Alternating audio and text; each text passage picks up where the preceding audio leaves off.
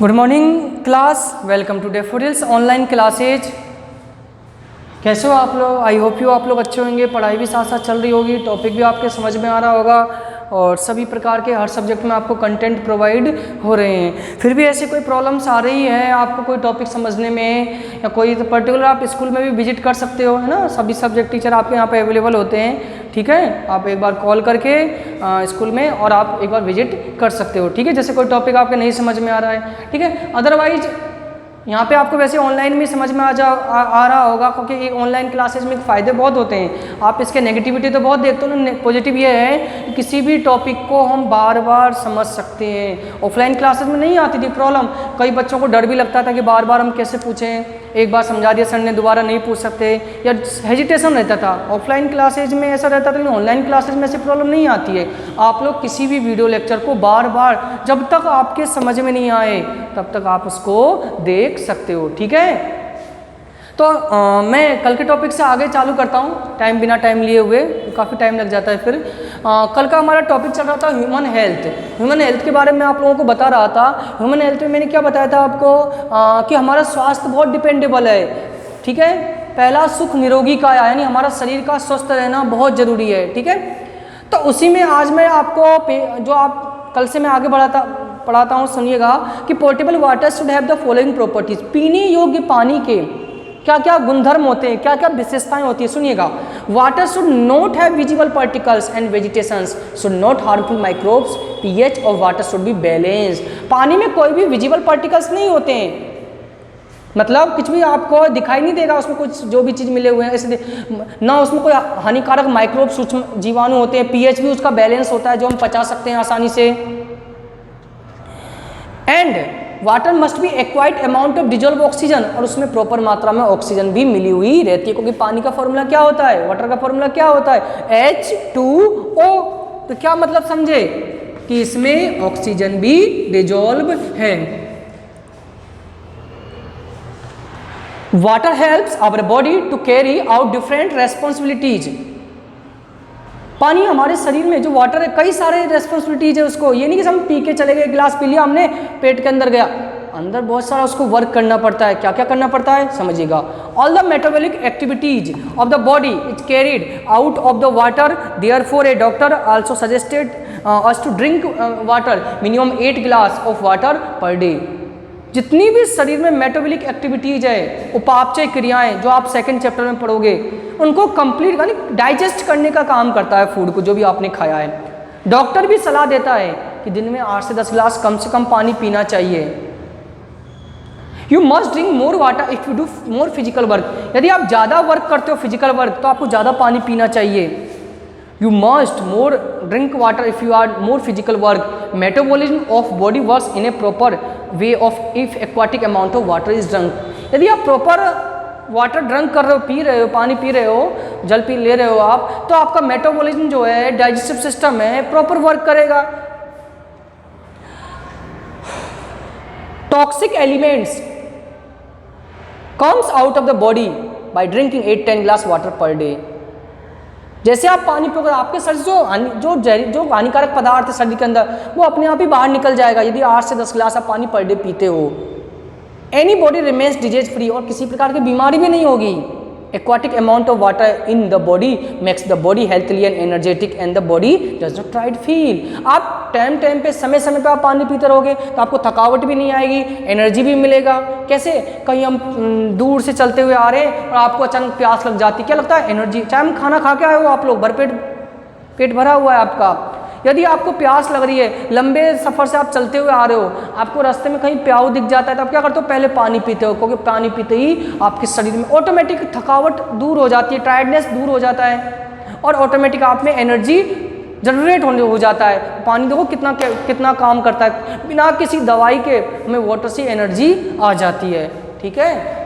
Water maintains aquatic amount of fibers in the body to improve our immunity power and susceptibility to disease decrease.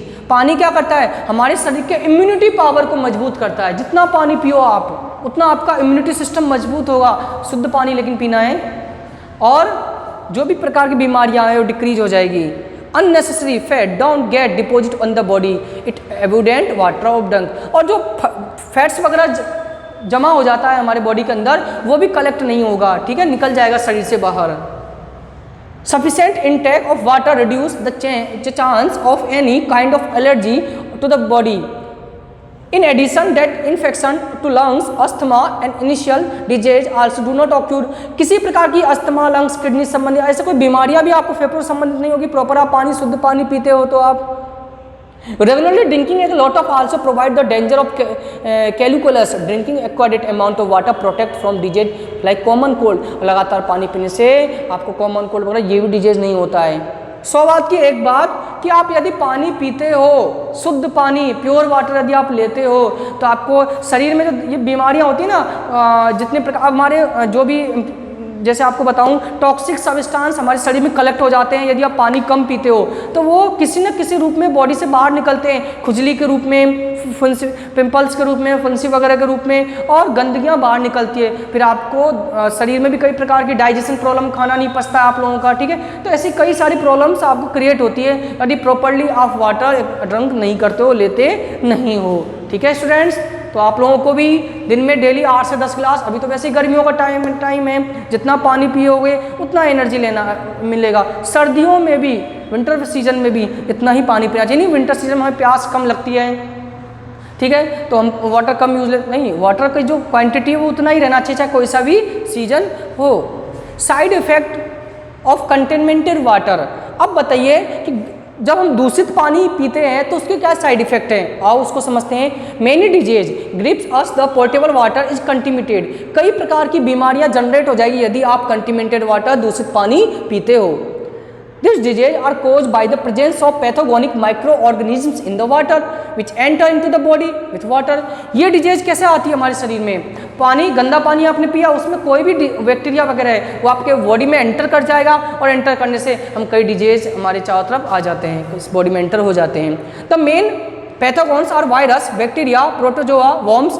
कई सारे वाहक हैं जिनसे बीमारियां होती है, जैसे आपको वायरस, विषाणु, जीवाणु, प्रोटोजोआ और कृमि।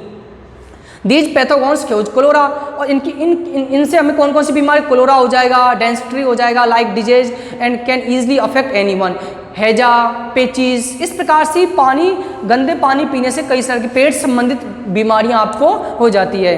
इफ मे आल्सो को डेंजरस डिजीज लाइक हेपेटाइटिस, इससे भी खतरनाक बीमारियां, हेपेटाइटिस, फ्लू, टाइफाइड, जॉन्डिस वगैरह वगैरह, ऐसी बीमारियां से हम संक्रमित हो जाते हैं। ड्रैकनकुलस, अंडरलाइन करिएगा इसको, ये आ भी चुका है बोर्ड एग्जामिनेशन में 2019 में आया था, 18-19 कंफर्म मेरे को ध्यान नहीं है। Dracunculus was once serious problem in Rajasthan. एक राजस्थान में पहले बहुत बीमारी ड्रैकनकुलस नाम की चली करती थी। इसमें क्या होता था, अंडरलाइन करिएगा, a worm dracunculus medinensis is the causing agent. Dracunculiasis बीमारी थी जो ड्रैकनकुलस मेडिनेंसिस नामक कृमि से होता था बीमारी है। द फीमेल ऑलवेज ले it eggs inside water of the host human body. ये क्या करती थी, पानी में अंडे देती थी। इसकी जो फीमेल वेराइटीज है वो पानी में एग्स देती थी, अंडे देती थी, और जो कि पानी में, वो पानी जैसे हम ड्रंक करते थे, पीते थे, तो हमारे बॉडी में एंटर एग्स हो जाता था उसके साथ साथ। This disease spread to the other people of the continental water is used for drinking, और लोगों में फैलते गई बीमारी है।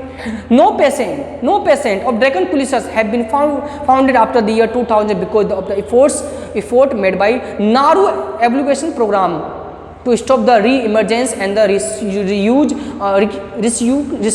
rescue from water from disease. Drinking water should be filtered, boiled and cooled before use. सन 2000 के बाद इसके हालांकि केस नहीं आए, क्योंकि नारू उन्मूलन प्रोग्राम चलाया गया जिसके तहत इस बीमारी को नष्ट करने के लिए सरकार के द्वारा प्रोग्राम चलाया गया था, और हमने काफ़ी हद तक इस बीमारी पर विजय प्राप्त कर लिया है। अब समस्या ये कि कंटिनेंटल वाटर को आप बॉयल करके पियो, यानी उबाल कर पानी को पियो, छान कर फिल्टर करके पीना चाहिए हमें, ठीक है। तो इस प्रकार से अपनी तरफ से अफोर्ड लगाना चाहिए पानी, कैसे हम साफ पानी को पी सके। Next, bathing, washing cloth in rivers ponds should be forbidden. तो उसके बाद नहाने का पानी, कपड़े धोने का पानी, इनको तालाबों और नदियों में जाने से रोकना चाहिए। तो water receivers should be clean frequently because, क्योंकि हमारे जो भी जितने भी जलाशय हैं वो साफ होना चाहिए, ठीक है। पानी को इसमें एक लास्ट लाइन पहले मैं बोल देता हूँ, healthy tomorrow is where there is healthy water. यदि आपका healthy tomorrow is the where, आपका कल का आपका स्वास्थ्य तभी अच्छा रहेगा आने वाला जब आपका पानी साफ रहेगा, पानी स्वस्थ रहेगा। हम कल तभी स्वस्थ रहेंगे जब हमारा पानी आज साफ रहेगा। यदि पानी ही आज का गंदा है, हमने गंदा पानी पिया तो कल हम बीमार पड़ जाएंगे। तो आने वाले कल को सही रखने के लिए हमें healthily water, pure water use लेना चाहिए। अब मैं वाटर के बारे में बता रहा था कि वाटर को हमें गंदा नहीं करना चाहिए। जितने वाटर रिसीवियर्स है, जलाशय हैं, जो भी सोर्सेज है, जितने भी हमारे राइवर्स और नदी वगैरह है, तालाब वगैरह, वो गंदा हम लोगों के द्वारा ही किया जाता है। तो आप लोग या कोई भी जो भी लोग करते हैं तो उनको रोकना चाहिए, मनाही रहनी चाहिए, गवर्नमेंट के द्वारा भी स्ट्रिक्ट प्रोविजन लगाना चाहिए, ठीक है। हालांकि इसके ऊपर कानून भी बनाया गया, फिर भी लोग नहीं मानते। तो ये अपनी क्यूरेसी है। यदि आप जो भी नेचुरल सोर्सेज को गंदा करोगे तो वो अपने लिए ही नुकसानदायी होगा, क्योंकि कई सारी बीमारियाँ उत्पन्न हो जाएगी।